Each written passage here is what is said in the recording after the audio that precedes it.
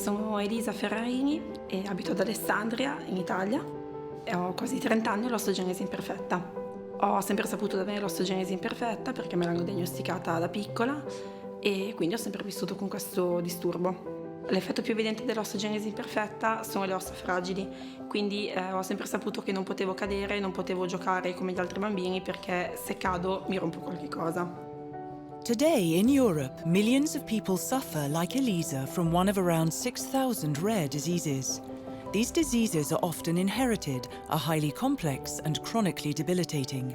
They can also be life-threatening. For people who are suffering, the challenges are immense. Because their diseases are rare and specific, the resources that can help them are fragmented across individual EU countries. This leaves far too many sufferers with no access to accurate diagnosis nor to high-quality treatment. Rare means that patients are rare, but also the doctors are rare, the knowledge is rare.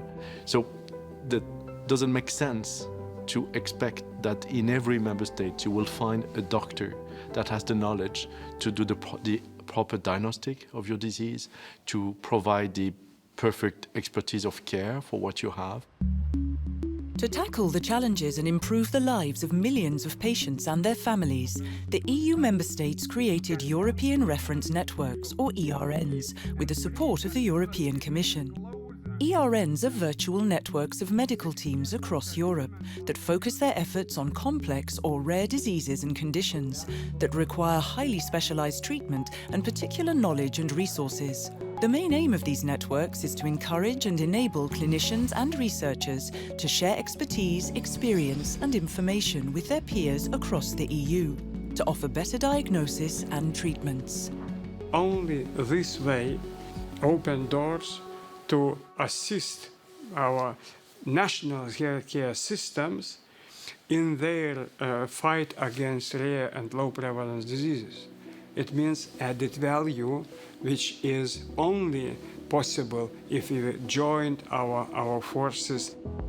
In 2017, the EU coordinated the setting up of 24 European reference networks, bringing together 900 medical teams from 300 hospitals in 26 countries.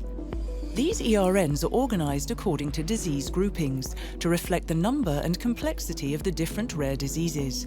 There is an ERN for rare cancers, for skin disorders, for liver diseases, for respiratory diseases, for eye diseases, to name but a few. Rare diseases are also often very complex. They require multiple and diverse skills from medical teams. It is therefore important that the surgeon, geneticist and psychosocial worker all contribute and share their expertise on cases. Als je richtlijnen schrijft over dit soort patiëntencategorieën, dan krijg je te maken met al die aspecten van waar de patiënt mee te maken heeft. Dus hoe moet hij behandeld worden? Hoe moet de familie gescreend worden? Wanneer komt de geneticus aan bod? Wat moet je precies screenen? Hoe moet je het precies interpreteren? Al die zaken die op ieders verschillend terrein liggen, die komen samen in die groep medisch specialisten. This interdisciplinary approach is crucial to ensure that the networks are effective. In our ERN, like the other ERNs, we are setting up the virtual consultation system. We will have experts available for local doctors throughout Europe to provide their expertise in the management and care of a particular patient with a rare kidney condition. Clinical services in a virtual environment are at the heart of the networks. The European Commission will provide ERNs with a common IT platform, including shared communication and networking tools that all team members can use to easily share their expertise, knowledge and experience of specific disease cases. In addition to these services, European reference networks will also provide other kinds of assistance to doctors, researchers, patients and their families.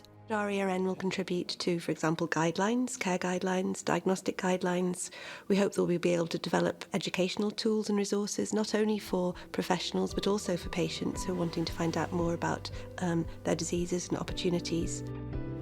We believe that we'll be able to offer a very solid basis for clinical research, because having a critical mass of patients across Europe mean that we can have cohorts collected who will be invited to participate in clinical research and clinical trials.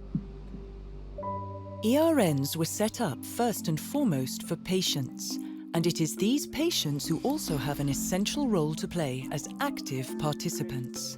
Les patients vont intervenir pour mieux définir ce que c'est qu'un parcours de santé et qu'est-ce que c'est que la qualité de vie pour un patient.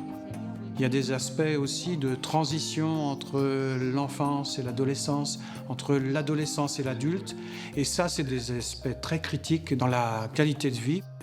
We can learn by listening to them in a very systematic manner how we can improve our care.